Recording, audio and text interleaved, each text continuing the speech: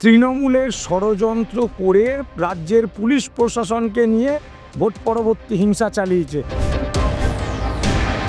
মৃত ব্যক্তিদের ভোট তারা লুকিয়ে রেখে আমার ভাইয়ের আত্মাকে নিশ্চয়ই ভোট দিতে নিয়ে এসেছিল।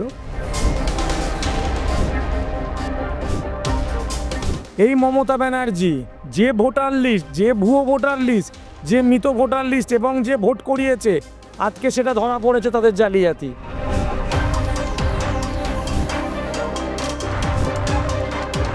যাকে এই তৃণমূলই মেরেছে, খুন করেছে এবং তার খুনের পরেও তাদের আলটিমেটলি তার মৃত নামটা রেখে তাদের ভোটটা নিয়েছে অভিজিৎ সরকারে। অন্য দেশ থেকে এসে আমাদের দেশের একটা অঙ্গরাজ্যের সরকার ঠিক করবে, এটা হয়? 2026-এর বিধানসভা নির্বাচনের প্রাক্কালে এসআইআর নিয়ে সরগরম বঙ্গ রাজনীতি এবং সেই বঙ্গ রাজনীতিতে এসআইআর সংযোজন, যেখানে ইতিমধ্যেই মরিয়া প্রয়াস চালাচ্ছে সমস্ত রাজনৈতিক দলগুলো তাদের ভোট ব্যাংক বাঁচাতে। কিন্তু নির্বাচন কমিশন তারা স্পষ্ট জানিয়ে দিয়েছে, মৃত ভোটার বা যারা রাজ্য ছেড়ে অন্য রাজ্যে বসবাস করেন বা যারা দেশ ছেড়েছেন, সেই ভোটারগুলোকে নিয়েই মূলত চিন্তিত কেন্দ্রীয় নির্বাচন কমিশন। এবং ইতিমধ্যেই যে এসআইআর প্রক্রিয়া তার প্রাথমিক কাজ শুরু হয়ে গিয়েছে।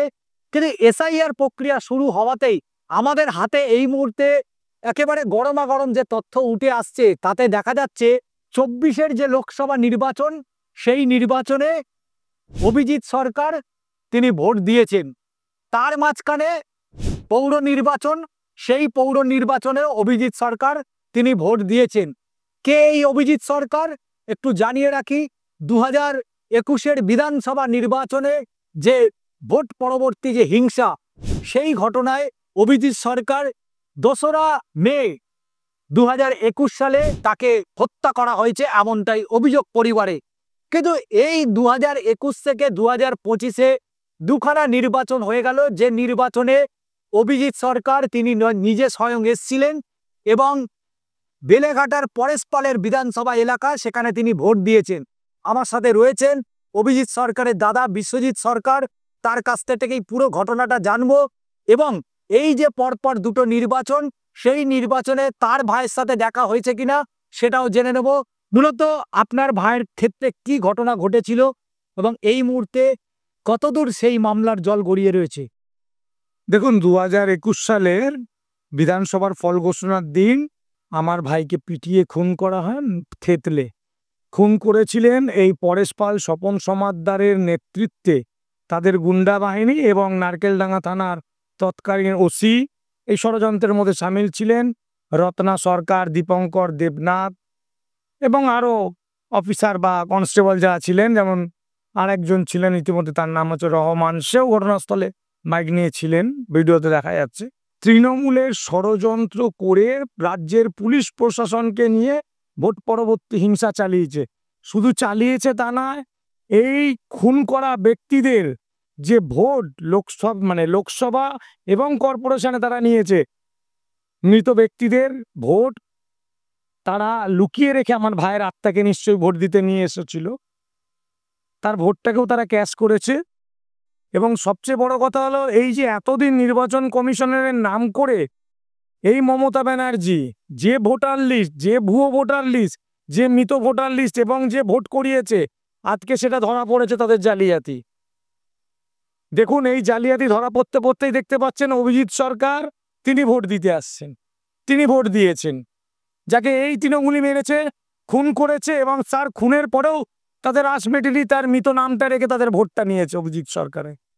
তো এই খুনি তৃণমূলের জামানা শেষ 2026-এ। আর এই দিদির সাম্রাজ্যবাদী অত্যাচারী সাম্রাজ্য আর থাকবে না, নতুন সূর্য উঠবে এবং পরিবর্তন হবে। আমার কাছে ডেথ সার্টিফিকেট রয়েছে অভিজিৎ সরকারের, সেই ডেথ সার্টিফিকেট দেখতেই পাচ্ছেন। অভিজিৎ সরকারের সেই ডেথ সার্টিফিকেট, যে ডেথ সার্টিফিকেটে উজ্জ্বল জল করছে কোন পুরসভা এলাকা, এবং শুধু তাই নয়, কোন ডেটে অভিজিৎ সরকার মারা গিয়েছিল এবং তার যে কলকাতা পুরসভার পক্ষ থেকে যে সার্টিফিকেট দেওয়া হয়, সেই সার্টিফিকেট দেখতে পাচ্ছেন। সেই সার্টিফিকেটে জল করছে 2রা মে 2021 এবং এই যে 2রা মে 2021, তার পরবর্তীতে কলকাতা পুরসভার নির্বাচন হয়েছে। তার পরবর্তীতে 2024-এর লোকসভা নির্বাচন হয়েছে। এই দুটো নির্বাচনে অভিজিৎ সরকার তিনি এসছিলেন, তিনি নির্বাচনে ভোট দিয়েছেন এবং তার যে এখানকার যারা জয়লাভ করেছে যে প্রার্থীরা, তারা সেটা জয়লাভ করেছে। যেমন তার মধ্যে বেলেঘাটার বিধায়ক পরেশ পালর যেমন রয়েছেন, নাম জড়িয়েছে। কলকাতা পুরসভার এমআইসি স্বপন সমাদ্দারের নাম জড়িয়েছে। কাউন্সিলর পাপিয়া ঘোষেরও নাম জড়িয়েছে। এবং তা শুধু তাই নয়, এই যে তার ভোটার যে কার্ড, এই ভোটার কার্ড, অভিজিৎ সরকারের যে ভোটার কার্ড, সেই ভোটার কার্ডও দেখতে পাচ্ছেন এখানে রয়েছে। কিন্তু আমার বিশ্বজিৎ সরকারের কাছে প্রশ্ন, যে এই যে দুটো নির্বাচন হলো, এই নির্বাচনে আপনার ভাইয়ের সাথে কি দেখা হয়েছে? কারণ উনি তো ভোট দিতে এসছিলেন। দেখুন, এই দুটো ভোটটা তো যেটা বলছেন, কারেন্টটা দেখুন, 1/1/2025, সিরিয়াল নাম্বার 40, পার্ট নাম্বার হচ্ছে আমাদের 8887, শীতলাতলা লেন, 40 নম্বর আমার ভাইয়ের নাম। না, মৃত ভোটারকে তো তার বাড়ির লোকের সঙ্গে দেখা করতে দেওয়া হয় না।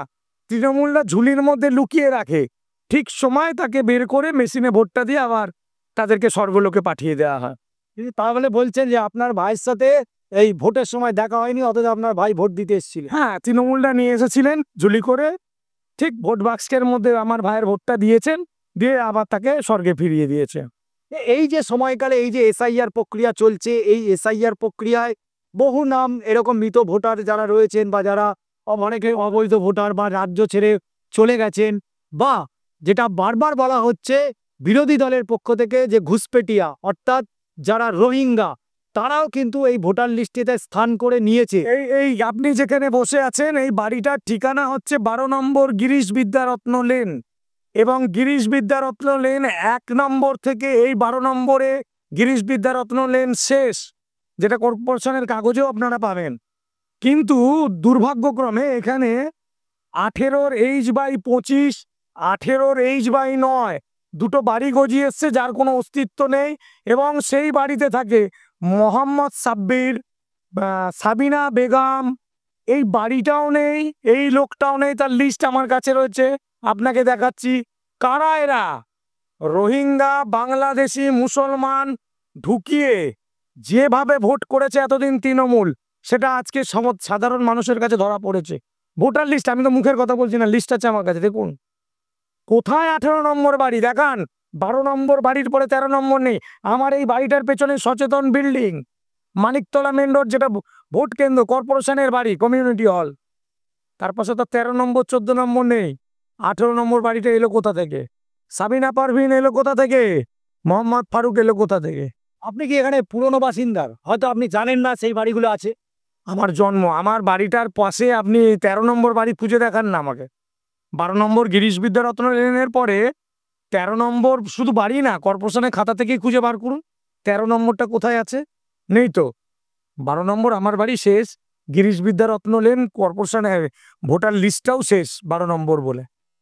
কিন্তু এখন দেখছি নতুন আবার একটি 18 নম্বর বাড়ি গজিয়েছে, 223-C গজিয়েছে।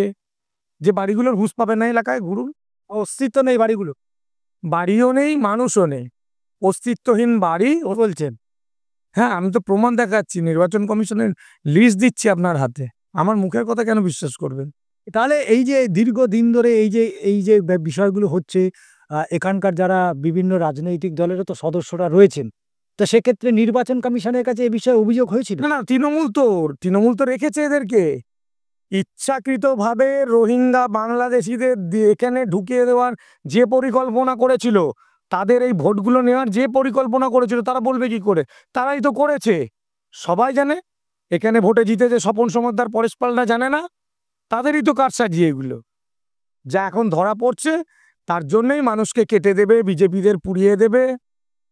দেখুন, আর কটা দিন বাকি আছে, আপনাদের কি হাল হয় সেটাই দেখুন। তাহলে এসআইআর হচ্ছে, তার মানে আপনি মনে করছেন এসআইআরটা হওয়ার খুব প্রয়োজন ছিল? দেখুন, আজকে হচ্ছে বলে তো এটা ধরা পড়লো, নাহলে আপনি কোথা থেকে জানতে পারতেন যে আমার এই এলাকায় 18 নম্বর 223 নম্বর বাড়ি আছে, সাবিনা পারভিনরা থাকে, মোহাম্মদ আফতাব থাকে? কোথা দিয়ে পাচ্ছেন? এসআইআর এর পক্ষেই বলছেন? নিশ্চয়ই। এসআইআর না হলে এই রোহিঙ্গা বাংলাদেশিরা এসে, অন্য দেশ থেকে এসে আমাদের দেশের একটা অঙ্গরাজ্যের সরকার ঠিক করবে, এটা হয়? আপনার আমার সরকারি ভাগের যে ওষুধটা আমরা পাই হসপিটালে, সেইটাই রোহিঙ্গা মুসলমানরা খেয়ে নিচ্ছে, বাংলাদেশিরা। আপনার আমার ভাগের যে রেশনটা পাই, এই বাংলাদেশি রোহিঙ্গারা খেয়ে নিচ্ছে। আপনি একজন ভারতীয় হয়ে চাইবেন কোনোদিন আপনার ভাগের ভাগটা অন্য দেশ থেকে আসা কেউ খেয়ে নেয়? কিন্তু সাংসদ অভিষেক বন্দ্যোপাধ্যায় বলছেন যে যদি এখানের যারা বৈধ ভোটার তাদের যদি কোনোভাবে নাম বাদ চলে যায়, তাহলে দিল্লির যে নির্বাচন কমিশনের দপ্তর রয়েছে জ্ঞানেশ কুমারের, সেই জ্ঞানেশ কুমারের দপ্তরে 1 লক্ষ মানুষ নিয়ে সেখানে জমায়েত করবে, যাতে খুঁজতে অসুবিধা না হয়। 1,06 ইঞ্চির ডান্ডাটাও দিল্লি পুলিশের আছে, সপাটে দিয়ে ঠান্ডা করে দেবে, কোনো চিন্তা নেই। এই যে বলছিল তো এসআইআর করতে দেব না, দিচ্ছি কি করে? আটকে দিক পাড়ায় পাড়ায়। আটকাচ্ছে না কেন অভিষেক? আটকে দিক না, কে বারণ করেছে? যখনই এসআইআর এর জন্য করতে আসবে পাড়ায় পাড়ায়, ওনার তো দলবল রয়েছে, তৃণমূলের গুন্ডা তো রয়েছে, খুনি গুন্ডা চোর মানেই তৃণমূল। আটকে দিক, আটকাচ্ছে না কেন? ভাষণবাজি দিয়ে কি হবে? বড় বড় টিভিতে ভাষণ দিচ্ছে, আপনারাও দেখাচ্ছেন। গায়ে গতরে খেটে আটকাক, তবে তো না বুঝবো না, মুখেই বড় বড় বুলি দেবে, কাজে কিছু করতে পারবে না। কাজে করতে বলছি তো, আটকাক। এসআইআর এর ভয়ে আপনি তো জানেন যে পানিহাটিতে একজন সুইসাইড করেছে। ওনার তো 4টে আঙুলি কাটা ছিল, নাকি অভিষেক বন্দ্যোপাধ্যায় নিজের লোক পাঠিয়ে ওই সুসাইড নোটটা তৈরি করিয়েছে। ওনার হ্যাঁ, বাড়ির লোকই তো, পাশের বাড়ির লোক তো বলছে ওনার 4টে আঙুলি কাটা, উনি লেখাপড়া জানে না। লিখলো কে? সিবিআই তদন্ত হওয়া দরকার, এবং অভিষেকের নাম এই তদন্তে রাখা উচিত। উনি জানলো কি করে যে একটা হাত কাটা লোক লিখতে পারলো, সে সুসাইড নোটে এত কিছু লিখে দিয়ে গেল? ওনারাই তো ফাঁস করেছে প্রথমত।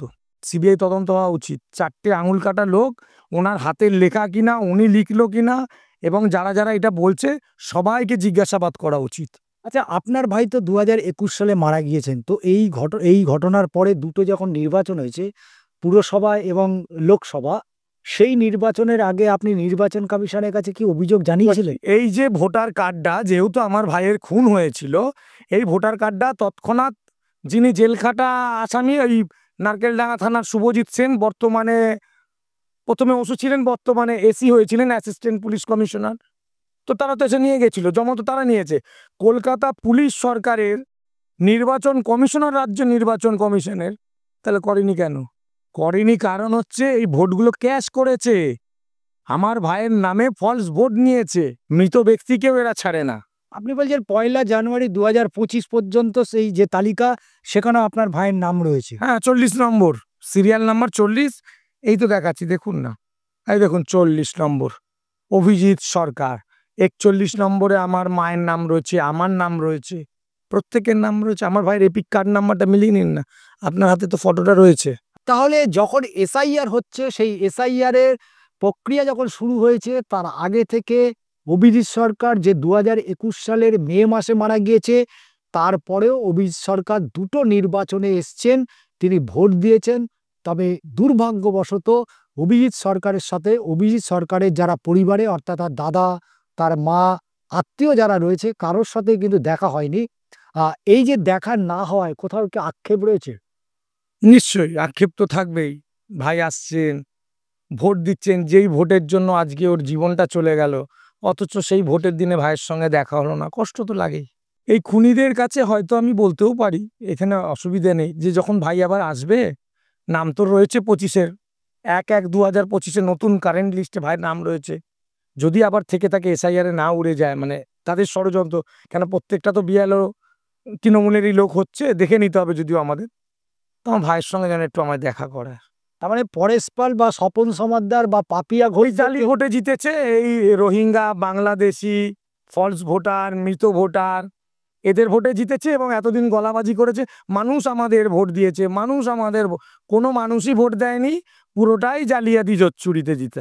এদেরকে কি আপনি আবার বলবেন যে যদি এর পরের বারে যদি এই এসআইআর এর নামটা যদি বাদ কোনোভাবে না যায়, তাহলে কি আপনি এই পরেশ পাল যাদের বিরুদ্ধে অভিযোগ, তাদেরকে বলবেন যে ভাই সাহেব, আমার ভাইকে যখন ওনারা নিয়ে আসছেন, আমাদের সঙ্গে যেন একটু দেখা করে। অনেকদিন ভাইকে দেখিনি, আমাদেরও তো মনে একটা কষ্ট আছে, ভাইকে একটু দেখতে চাই। রাজ্যের বিভিন্ন প্রান্তে কিন্তু এই ধরনের মৃত ভোটার, যারা দিনের পর দিন, শুধু নয় বছরের পর বছর ধরে বিভিন্ন নির্বাচনগুলো, সেটা পুরো ভোট হোক, পঞ্চায়েত ভোট হোক, লোকসভা হোক অথবা বিধানসভা ভোট হোক, প্রতিটা ভোটে তারা আসছেন এবং তারা ভোট দিয়ে চলে যাচ্ছেন। এবং এই ভুয়ো ভোটার বা মৃত ভোটার যে ভোটারগুলোকে নিয়ে ইতিমধ্যেই কপালে চিন্তার ভাঁজ ফেলেছে কেন্দ্রীয় নির্বাচন কমিশনকে। তাই স্বাভাবিকভাবেই এসআইআর হলে এই নামগুলো অন্তত বাদ যাবে, এমনটাও মনে করছেন রাজনৈতিক বিশ্লেষকরা। আজ এই পর্যন্তই। আবারও ঠিক এই এসআইআরে কাদের কাদের নাম বাদ যেতে পারে, কাদের নাম বাদ যাচ্ছে না, এবং শুধু তাই নয়, যারা এই ধরনের মৃত ভোটারকে দিয়েই এতদিন নির্বাচনে জয়লাভ করেছেন, ঠিক তারা কি বলছেন, তাদের মুখ থেকেও শুনবো তারা ঠিক কি জানাচ্ছেন। আজ এই পর্যন্তই।